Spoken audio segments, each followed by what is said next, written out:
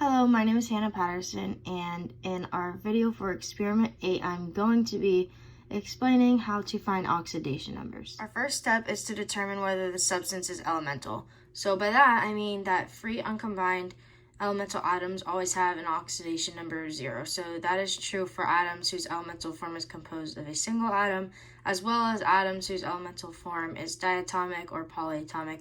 So as you can see right here, I did an example. I wrote, for example, aluminum and chlorine both have oxidation numbers of 0 because they are in their uncombined elemental forms. Step 2 is to determine whether the substance in the question is an ion.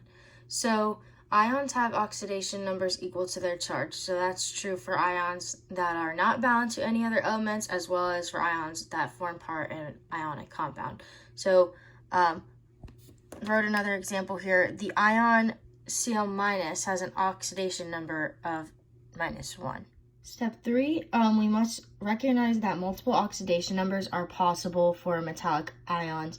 So, for example, the compound AlCO3, right here, has an overall charge of 0 because we know that Cl- ions have a charge of -1, and there are 3 Cl- ions in the compound. The Al ion must have a charge of +3 so that the overall charge of ions adds to our 0. Step 4, we must always, or almost always, assign an oxidation number of -2 to oxygen. There are a few exceptions. So here you can see that we have our O2 in its natural elemental form, and that oxidation number is 0. If our oxygen is combined to make peroxide, then our oxidation number is -1.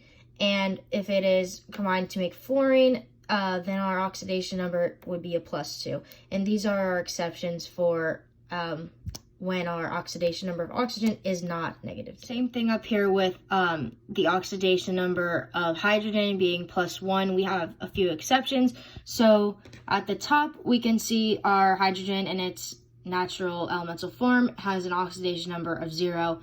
H2O water, it is going to have an oxidation number of +1.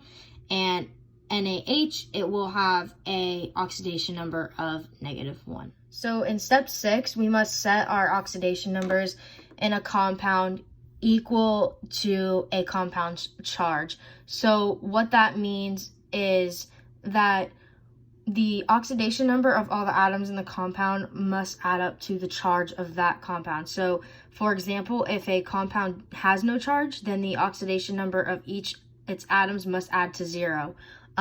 So in this example here, we have Fe2O3, and here is the work of us balancing that out and making it 0 equals 0. Yes, that is true.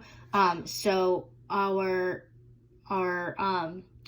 compound is equal, or our compound atoms are equal to the compound. Step 7, find atoms without oxidation number rules. So for this one, for my example, I'm going to be using Na2SO4.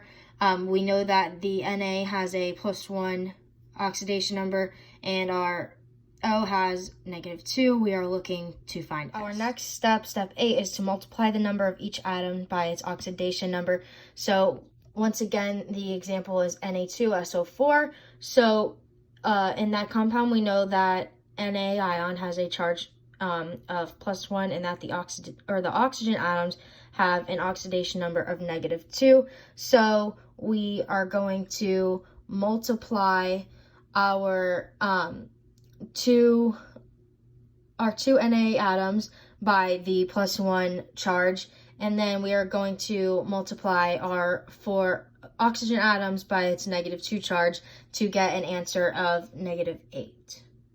Once we finish that, our last step is to add the results together. So our +2 that we got from our Na, and then our -8 that we got in the previous step, for our oxygen, we subtract the 2 from the 8, and we are left with -6.